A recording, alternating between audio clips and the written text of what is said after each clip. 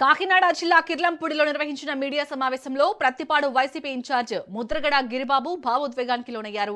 తన తండ్రి స్వర్గీయ ముద్రగడ పద్మనాభం చివరి కోరికల మేరకే అన్ని కార్యక్రమాలు నిర్వహించామని తెలిపారు. ఇంటి ప్రాంగణంలోనే ఖననం చేయాలని, పెద్ద కర్మలు నిర్వహించవద్దని, తల్లి పసుపు కుంకుమ తొలగించవద్దని, ప్రభుత్వ లాంఛనాలు స్వీకరించవద్దని తండ్రి ముందే ఆదేశించారని చెప్పారు.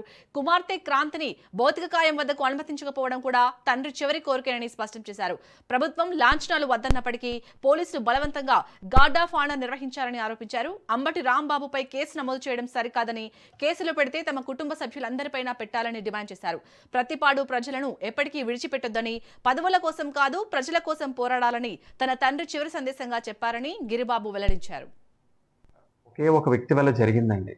అత్యంత ప్రత్యేకమైన, మా కుటుంబం ఎప్పటికీ మర్చిపోలేని కృతజ్ఞతలు జగన్మోహన్ రెడ్డి గారి పాదాల దగ్గర సమర్పించుకుంటున్నామండి. నా తండ్రి గారు హాస్పిటల్లో జాయిన్ అయిన క్షణం నుంచి కూడా మరణించే క్షణం వరకు ఆయన్ని ఏదో విధంగా బ్రతికించాలని జగన్మోహన్ రెడ్డి గారు చేసిన ప్రయత్నం ఇంత అంతా కాదండి.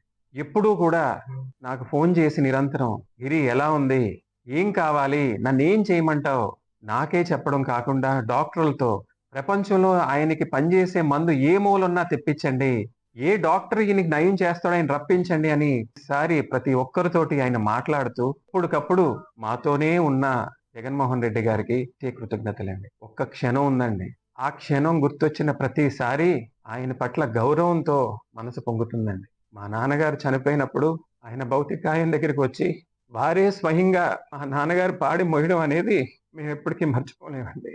ఎటువంటి ఆర్భాటం లేకుండా, ఎటువంటి సంకోచం లేకుండా ఆయన చేయడం అనేది మేము మర్చిపోలేమండి. నన్ను కాల్చొద్దు, పాత పెట్టు, ఇంటిలోనే 8 అడుగులు పైగా లోతు గోతు తీసి అక్కడే పాత పెట్టు, పెద్ద రోజు కానీ చిన్న రోజు కానీ చెయ్యొద్దు, నేను ఎక్కడికి వెళ్ళను, ఇక్కడే ఉంటాను.